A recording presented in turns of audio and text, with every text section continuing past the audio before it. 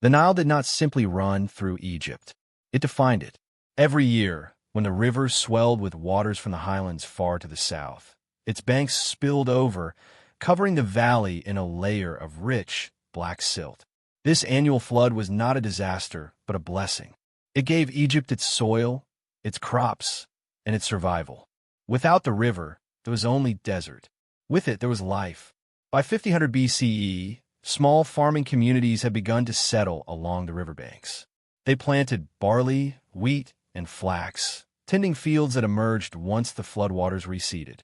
The pattern of planting and harvest gave rhythm to existence, a calendar set not by clocks but by the pulse of the Nile. For the first time, people could depend on a cycle greater than themselves. Stability was born. That stability bred growth. Villages became towns. Towns became centers of trade. Fishermen cast nets into the river.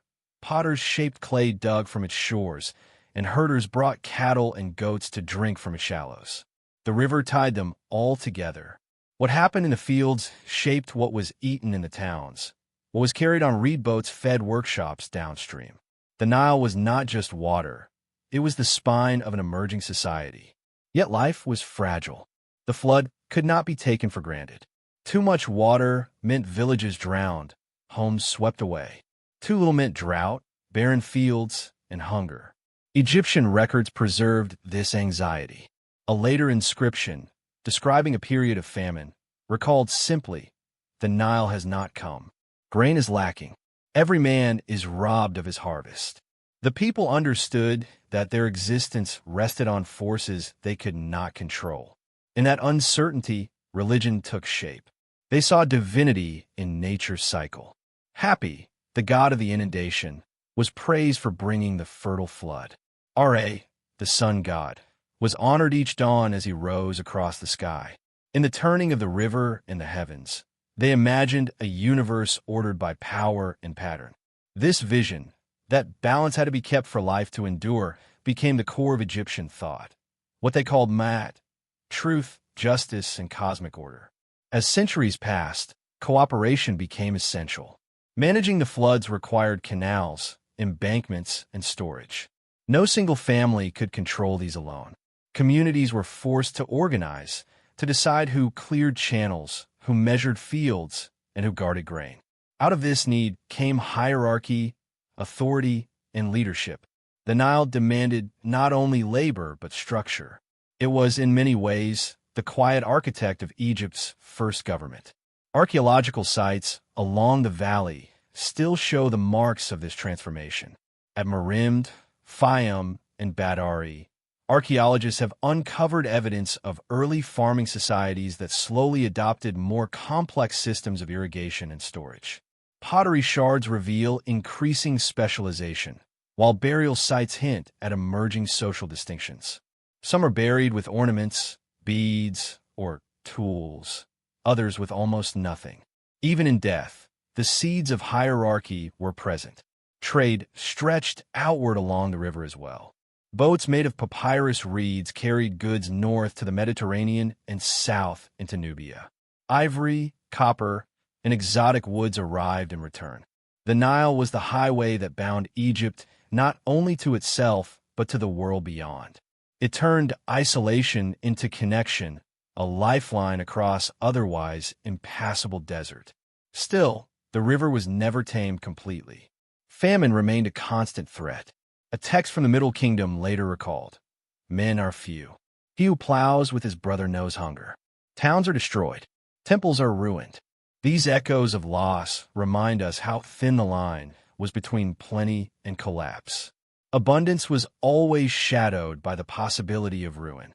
But perhaps it was this very fragility that forged Egypt's resilience. A people who depended so completely on the river learned to prepare, to store, to ritualize the cycles of life. They honored the gods not only out of faith, but out of necessity. The ceremonies at temples were, in their eyes, as vital as digging canals or planting seed. Religion and survival became inseparable. Over time, this bond between nature, society, and belief created something unique. The sense that Egypt was not just a land but a cosmic order. The Nile was its axis, Its floods were the heartbeat of creation. Every farmer, every fisherman, every scribe was part of a system larger than themselves. And when order was kept, life flourished. By 3100 BCE, that order reached a turning point. Villages that had once lived separately along the river began to unite under stronger leaders. Agriculture and trade required coordination on a new scale, and with it, the idea of a single authority, a king, took root. The Nile had given them food and faith. Now it gave them the need for rule. What began as survival along a river was about to become the foundation of one of the world's first great civilizations. The story of Egypt starts not with pyramids or pharaohs, but with the river itself. The Nile gave life, demanded order, and shaped the very way Egyptians saw the world.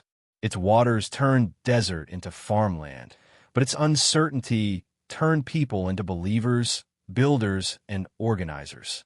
Out of this fragile balance, history's most enduring civilization would rise. And as the river carried them forward, the idea of kingship, divine order embodied in human form, was waiting just beyond the horizon.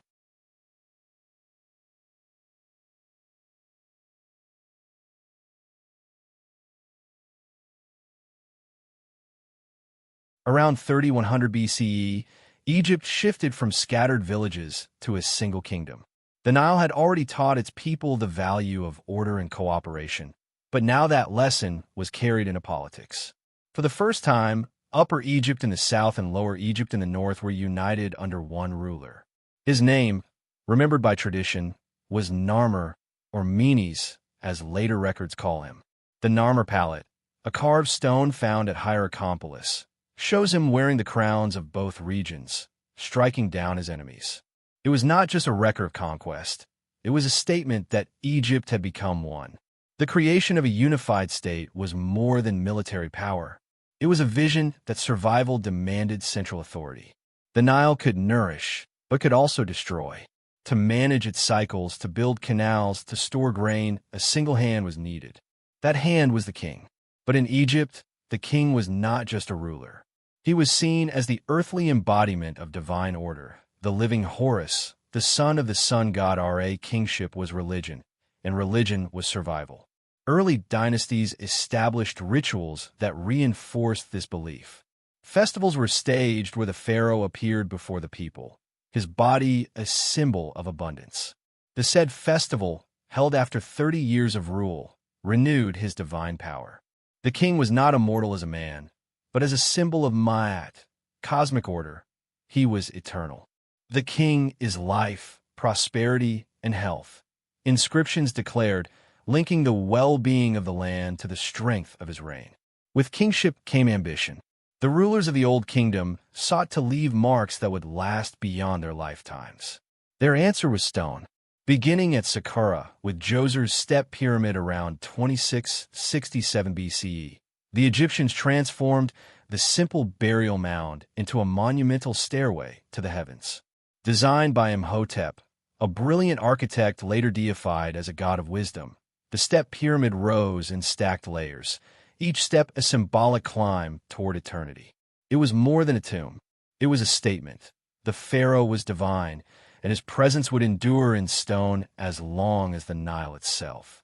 The building of pyramids demanded organization on a scale never seen before.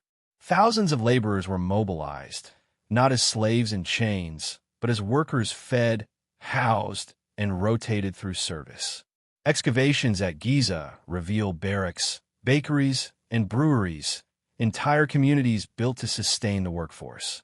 Grain from villages, cattle from herders, and craft from artisans all flowed into the project.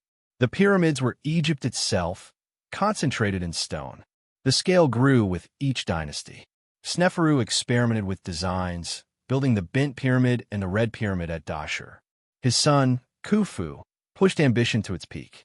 Around 2580 BCE, he began construction of the Great Pyramid at Giza, a monument of over 2 million limestone blocks, some weighing more than 50 tons. Rising nearly 150 meters, it dominated the horizon.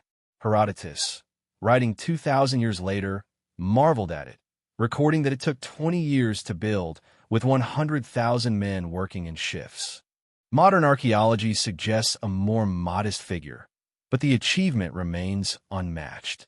Khafre and Menkaure followed with their own pyramids, flanked by temples and the enigmatic Sphinx, a lion's body with the head of a king, gazing across the desert as if to guard the eternal city of the dead. These monuments were not isolated tombs, but parts of vast complexes, linking the world of the living with the journey to the afterlife. The pyramids expressed Egypt's philosophy. Life was fragile, but order could make it eternal. By binding people into labor, belief, and ritual, the pharaoh projected stability that reached beyond death. Yet beneath the grandeur was a cost. The resources needed to feed workers, quarry stone, and maintain projects strained the kingdom. The burden fell on farmers, whose grain supported the entire enterprise. In years of poor harvest, resentment could grow. Kingship was divine, but it was also demanding. Still, for centuries the system held. The Old Kingdom became known as the Age of the Pyramids, an era where the concept of kingship matured into absolute centrality. Pharaoh was not just leader, he was Egypt. To question him was to question the universe itself. Yet this concentration of power carried risk. When the Nile failed, when corruption spread, or when rulers proved weak, the system could not protect itself. The very structure that gave Egypt strength also made it vulnerable to collapse. Evidence of strain appears in texts from later periods. The Admonitions of Epure, a Middle Kingdom document reflecting on earlier turmoil, laments, "The river is blood, men shrink from it. Towns are destroyed. The storehouse is empty." While written centuries later, it echoes real memories of famine and disorder that could shatter the illusion of divine kingship. But in the age of the pyramids, that illusion still held. The sight of stone rising from desert plain into perfect geometry gave reassurance that Egypt was eternal. The pharaohs inscribed their names into limestone and granite, binding themselves to the land. They believed that as long as their monuments stood, their souls would endure. The system of kingship transformed Egypt from scattered communities into one of the ancient world's greatest powers. It was a union of faith, labor, and authority. Yet the story of kingship was not only one of triumph. It carried within it the seeds of tension between ruler and ruled, between divine promise and human cost. The pyramids stood as symbols of eternity, but they also whispered of fragility. As the Old Kingdom reached its zenith, Egypt seemed unshakable, its kings godlike, its monuments indestructible. But the balance between abundance and scarcity, between divine order and earthly survival, was always precarious. And when that balance broke, the people who had built the pyramids would feel its weight. Don't forget to subscribe, and tell us your city or country in the comments below. While kings built pyramids and priests guarded temples, most Egyptians lived far from monuments. Their world was not carved in limestone, but shaped in mud and barley. To understand Egypt, we must look beyond palaces and tombs to the daily rhythm of its people, who sustained civilization in the shadow of eternity. The majority were farmers, tied to the Nile's annual cycle. When the floods receded, fields were marked with boundary stones, seeds were scattered, and oxen pulled wooden plows through the damp earth. Families worked together, knowing that their survival depended on harvests measured carefully by state scribes. Taxes were not paid in coins, for money did not yet exist, but in grain, cattle, or labor. To the farmer, the king's pyramid in the distance was not just stone. It was weeks of work, offerings of wheat, and sweat poured into the fields. Houses were simple, built of sun-dried mud brick. 1 or 2 rooms, flat roofs, small courtyards. Walls were coated with mud plaster, sometimes whitewashed, and inside, clay jars stored water while reed mats covered the floor. There was little ornament, for everything had purpose. Life was practical, focused on survival. Yet even in these modest homes, Egyptians carved beauty into their days. Painted pots, carved spoons, and amulets found in excavations remind us that artistry was not reserved for the rich. Food was plain but nourishing. Bread and beer formed the staples, made from barley and emmer wheat. On good days, families ate onions, beans, dates, and fish from the Nile. Meat was rare, reserved for feasts or offerings, though wealthier households could afford goat or goose. Honey sweetened food, while milk and cheese supplemented diets. The rhythm of meals was shaped by what the river provided and what the season allowed. In every bite was dependence on the flood. Clothing was simple but dignified. Men wore kilts of linen, women long dresses. Linen, woven from flax grown along the Nile, was valued for its coolness in the heat. Jewelry added color, beads of faience, amulets of carnelian or turquoise. Children often went unclothed until adolescence, running freely in courtyards and fields. In surviving art, ordinary Egyptians are shown not as faceless masses, but with clear detail. Hair braided, eyes lined with kohl, smiles caught in moments of daily work. Education was a privilege of few. Most children learned trades from parents: farming, weaving, pot-making, or herding. But sons of officials or scribes were sent to schools attached to temples or palaces. There, they practiced on shards of pottery or scraps of papyrus, repeating phrases until writing became second nature. The title of scribe was more than a profession. It was a path to power. One text advised bluntly, "Be a scribe. It saves you from toil and makes you free of hoe and basket." Women played vital roles within this society. They managed households, raised children, and often controlled family property. Legal records show women buying land, selling goods, even appearing in court. While elite women might serve as priestesses of goddesses like Hathor, ordinary women shaped daily life in ways less recorded but no less vital. Grinding grain, weaving cloth, brewing beer, these tasks sustained the entire economy. Their labor, often invisible in monuments, was carved into the very fabric of survival. Religion was present in every home, not only in temples. Small household shrines honored protective spirits or fertility gods. Clay figurines of Bes, the dwarf protector of households, and Tarit, the hippo goddess of childbirth, have been found in ordinary houses. These figures tell us that even beyond state rituals, faith was intimate, woven into childbirth, illness, and daily fears. The divine was not distant. It lived in kitchens and bedrooms as much as in pyramids. Festivals punctuated life with moments of joy. When harvest succeeded, communities gathered to feast, drink beer, and sing hymns. During festivals of Osiris, processions carried sacred boats along the river, reenacting the god's death and rebirth. Ordinary Egyptians joined in, blending work with worship, survival with celebration. These were moments when the line between rich and poor blurred, and the entire community affirmed its place in the cycle of gods and Nile alike. Yet daily life was not equal. Servants and slaves bore heavier burdens. Some were captives from wars in Nubia or Libya, others bonded through debt. They worked in fields, households, or construction, often unnamed in records. Their lives remind us that Egypt's splendor came with hierarchy, and freedom was not shared equally. Still, the resilience of ordinary people shines through. Ostraca, pottery shards used for writing, preserve jokes, songs, even school exercises. One fragment reads, "Don't be lazy. Learn your letters so you won't have to carry a basket." It is a voice from 3,000 years ago, half admonition, half encouragement, revealing not just survival, but humor and humanity. In the shadow of monuments, ordinary Egyptians lived lives that were fragile yet rich with meaning. They built homes, raised families, brewed beer, and sang songs while the Nile marked time. They did not leave great inscriptions or pyramids, but their labor sustained everything. Without them, no pharaoh could rule, no temple could rise, no civilization could endure.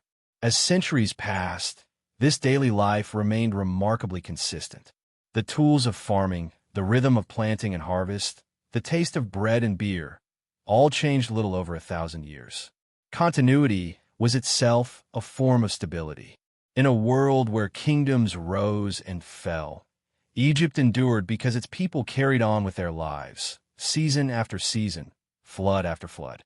But the simplicity of life also masked deeper tensions. Farmers carried the burden of taxes. Artisans depended on state projects. Families feared the failure of the Nile. Their resilience was tested again and again. For now, stability held, and daily life remained steady beneath the gaze of pyramids.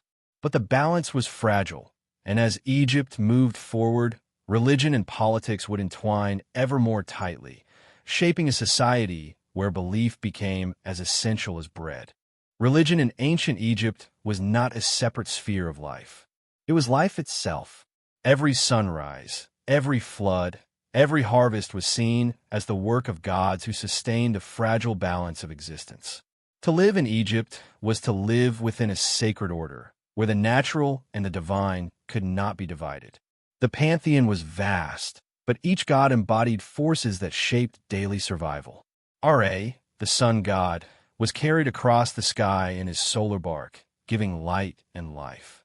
Osiris, once a living king according to myth, ruled the underworld and promised resurrection. Isis, his wife, was the goddess of healing and motherhood, a figure of devotion who comforted the living and guided the dead. Even the flooding of the Nile was personified in Hapi, the god whose swollen form represented fertility. For Egyptians, to name and honor these deities was to acknowledge that their world was precarious and demanded reverence. Temples rose as the physical heart of this belief system. More than houses of worship, they were engines of the cosmos. Priests performed rituals each day to sustain the gods, ensuring that the universe did not slip into chaos. At dawn, statues of deities were awakened with chants, washed, dressed in linen, and offered food. Ordinary Egyptians rarely entered the inner sanctuaries, but they trusted that these rituals preserved Ma'at, the order that kept the sun rising, the Nile flowing, and the crops growing. The grandeur of temples reflected this role. At Karnak and Luxor, massive pylons, carved reliefs, and towering obelisks proclaimed divine authority. Columns shaped like lotus and papyrus symbolized the uniting of Upper and Lower Egypt under the gaze of the gods. Every stone was political as much as spiritual, declaring that the pharaoh and the priesthood together maintained harmony between heaven and earth. Priests held extraordinary power. Trained in ritual, astronomy, and sacred texts, they were guardians of divine knowledge. They managed vast temple estates, collecting offerings of grain, cattle, and labor. At times, their influence rivaled that of the king. The temples of Ammonius at Thebes grew into economic powerhouses, owning land and commanding workforces. While the pharaoh was the divine intermediary, it was the priests who carried out the daily work of sustaining that divine connection. The people encountered their gods through festivals. During the Opet festival at Thebes, statues of Ammonius, Mut, and Khonsu were carried in procession from Karnak to Luxor along the Nile, accompanied by music, dance, and feasting. In the festival of Osiris at Abydos, reenactments of the god's death and resurrection reminded Egyptians that life and death were intertwined, and that renewal was always possible. These festivals were moments when the divine was visible, when even the poor could glimpse the sacred and share in the rhythm of belief. Yet religion was not uniform. Each town honored local gods, from crocodile-headed Sobuk in Fayum to falcon-headed Horus in Edfu. The pantheon was layered, adaptable, and at times contradictory. But Egyptians did not demand rigid consistency. To them, the divine was too vast to be contained by a single name. Gods could merge, change, or share identities, reflecting a worldview where multiplicity itself was a form of truth. Belief extended deeply into death. Egyptians saw life as a temporary stage, a preparation for eternity. Tombs were not graves, but gateways. Bodies were preserved through mummification, wrapped in linen and protected with amulets. The Book of the Dead, collections of spells written on papyrus or tomb walls, guided souls through the trials of the afterlife. The most famous trial was the weighing of the heart, The deceased stood before Osiris while the god Anubis weighed their heart against the feather of Maat. If balanced, they passed into paradise. If heavy with sin, it was devoured by Ammit, the monster that ended existence forever. In this belief, morality was given eternal weight. A hymn from the New Kingdom declared, "I have not stolen, I have not killed, I have not told lies. I have given bread to the hungry and water to the thirsty." These were not only religious declarations, they were affirmations of values that shaped social life. Religion taught Egyptians that their actions were measured not just on earth but in eternity. But faith also created tension. As temples grew richer, resources were drawn from farmers and craftsmen who supported them through taxes and offerings. Critics in later periods accused priests of exploiting belief for wealth. The balance between devotion and power was fragile. The gods gave order, but their worship also concentrated authority in the hands of few. Despite this, religion remained a source of resilience. In times of famine or invasion, Egyptians turned to their gods for meaning. When the Nile failed, prayers rose to Hapi. When foreign armies came, Egyptians called upon Ammonius to protect them. Faith gave them language to endure uncertainty, to place their suffering within a cosmic story. Even when kingdoms fractured, belief in the gods endured. The weight of this belief can still be felt in the ruins. Walking through the hypostyle hall of Karnak, with its forest of columns and shafts of light, one can imagine the awe ordinary Egyptians must have felt when approaching the temple gates. The gods were larger than life, but so too was the civilization that worshipped them. Religion in Egypt was more than worship.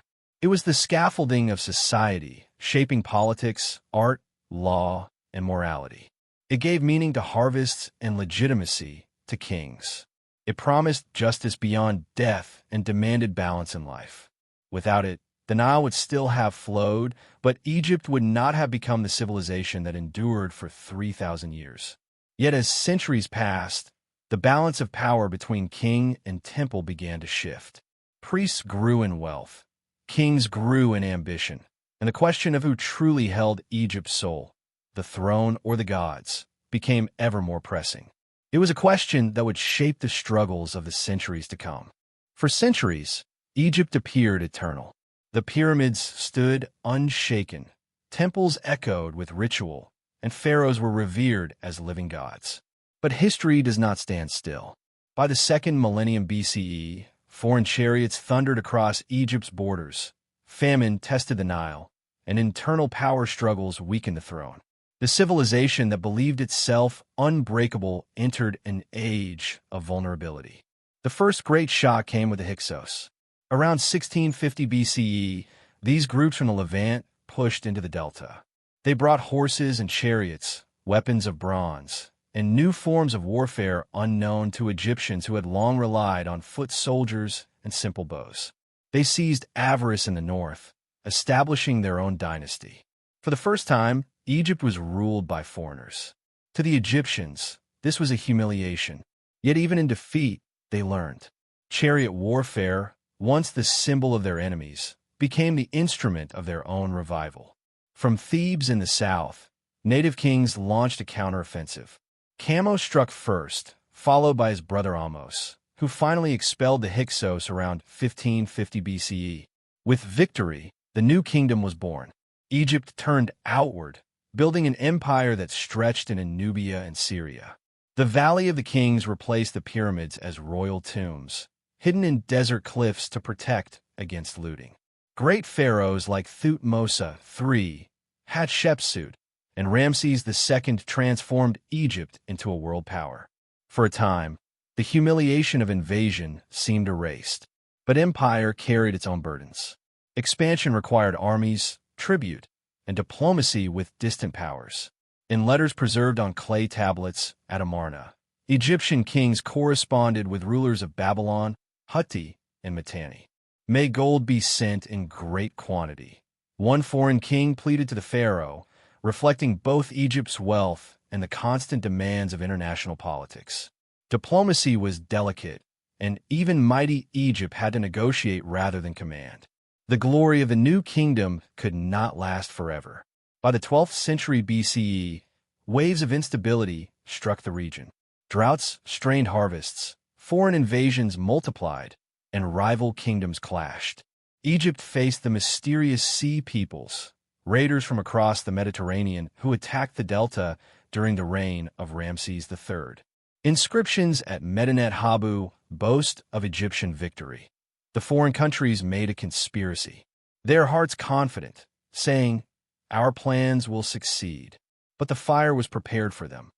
Ramses defeated the invaders, but the effort drained Egypt's strength. Internal fractures deepened the crisis. Power shifted from pharaohs to priests, particularly those of Ammonius at Thebes, whose temples had become vast estates. By the end of the New Kingdom, Egypt was effectively split, pharaohs ruling from the north, high priests holding power in the south. The unity that had once defined Egypt eroded into rivalry. Foreign domination returned. Libyan dynasties established control, followed by Nubian kings who ruled as the 25th dynasty, proudly reviving Egyptian traditions. Yet even these restorations could not hold against new empires rising abroad. In 525 BCE, the Persians under Cambyses invaded, adding Egypt to the Achaemenid Empire. Herodotus later wrote of Cambyses mocking Egyptian gods and killing sacred animals, accounts colored by Greek hostility to Persia, but reflecting Egyptian bitterness at foreign rule. When Alexander the Great marched into Egypt in 332 BCE, he was welcomed as a liberator from the Persians. At Siwa, Oasis, he was declared the son of Ammonius, a pharaoh in the eyes of Egyptians. Under the Ptolemaic dynasty that followed, Egypt blended Greek and Egyptian culture, building the great library of Alexandria while still honoring the gods of the Nile. Yet even this hybrid kingdom was not eternal.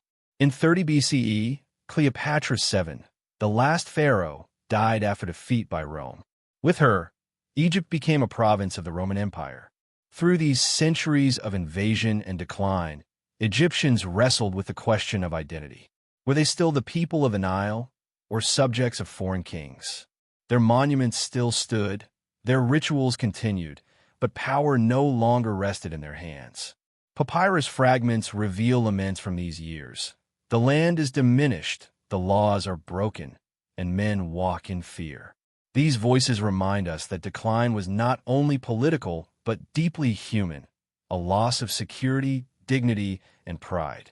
And yet, Egypt did not vanish. Conquerors adopted its symbols, wore its crowns, and prayed in its temples. Nubians, Persians, Greeks, and Romans all claimed Egypt's legacy as their own. The civilization that had once seen itself as eternal endured not by resisting change, but by imprinting its culture so deeply that even its conquerors could not erase it. The struggle for Egypt's soul was not just about borders or thrones. It was about memory.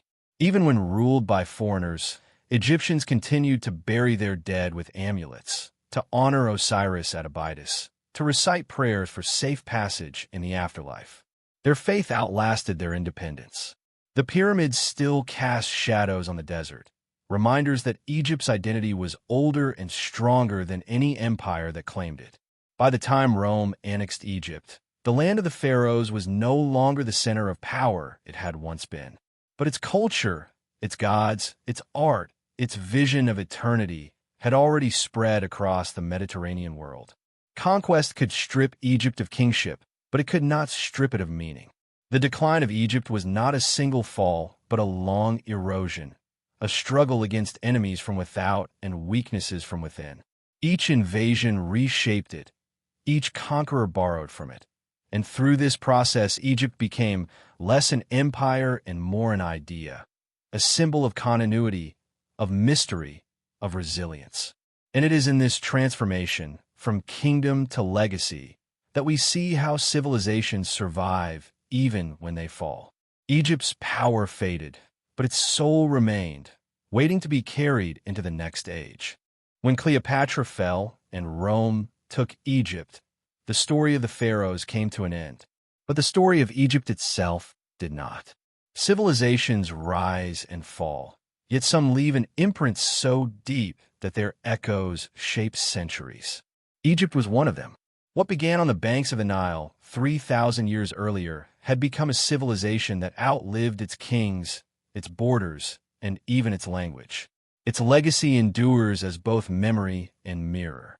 The first and most enduring inheritance was writing. Hieroglyphs, carved into stone and painted onto papyrus, carried Egypt's voice across millennia. For centuries after Rome's conquest, the script fell silent, its meaning forgotten. But its presence remained on temple walls, obelisks, and monuments scattered across the Mediterranean. When Jean-François Champollion deciphered the Rosetta Stone in 1822, the language of ancient Egypt was heard again. Suddenly, voices buried for 2,000 years spoke anew, and the continuity of Egypt's memory was restored. Art and architecture carried another legacy. Greek and Roman rulers, awed by Egyptian temples and tombs, adopted their forms. Obelisks were carried to Rome, where they still stand in public squares. Columns inspired by lotus and papyrus motifs were imitated in distant lands. Even in decline, Egypt remained the teacher, its monuments copied by those who once conquered it. In this sense, Egypt conquered back, not with armies but with symbols. Religion also bore Egypt's mark. The cult of Isis spread across the Mediterranean, becoming one of the most popular mystery religions of the Roman world. Her temples rose in Athens, Rome, and beyond, carrying Egyptian ideas of resurrection and divine motherhood into foreign lands. Even as Christianity spread, echoes of Egyptian ritual remained, in incense, in liturgy, in the vision of life after death. Belief in the immortal soul, shaped in the Nile Valley, became part of global faith. But Egypt's greatest legacy may be the concept of eternity itself. The pyramids, temples, and tombs were not only built for kings, they were built for time. They reflected a civilization obsessed not with the moment, but with permanence. To Egyptians, every harvest, every prayer, every stone laid on the desert floor was part of a struggle against oblivion.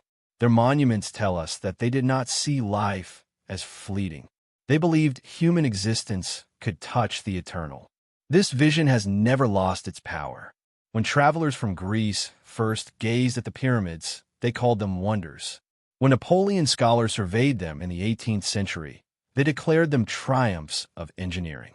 When modern tourists stand before them today, they still inspire awe. In each age, the same question arises. How could a civilization so ancient create works that outlast empires, languages, and religions? The answer lies in Egypt's core belief that order, faith, and memory could defeat time itself. Egypt also left a legacy of caution. Its history teaches that power, no matter how divine it seems, is fragile. Pharaohs who ruled as gods could be undone by famine, invasion, or internal strife.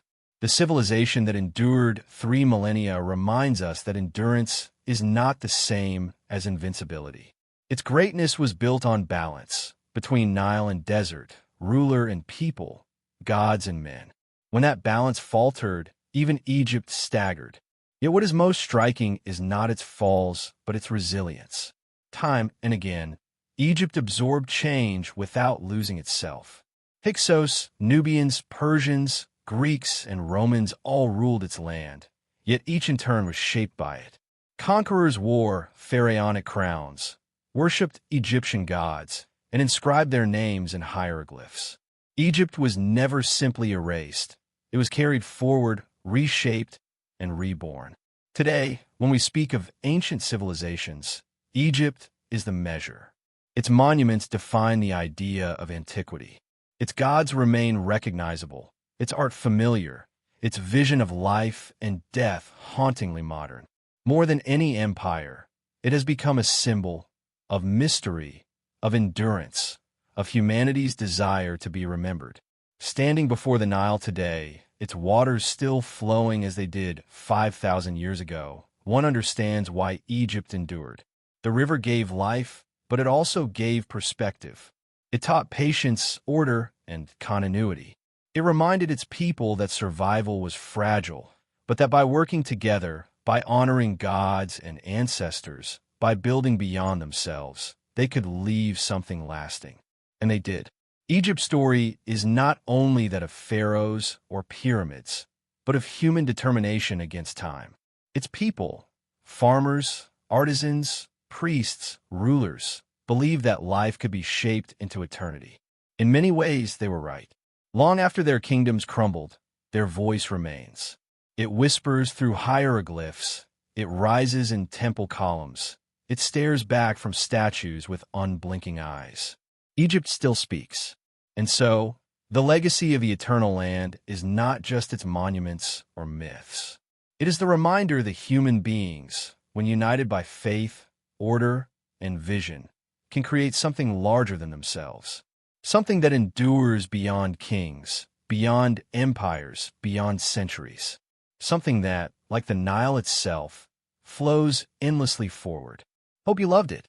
Smash that like, hit subscribe, and share your location in the comments.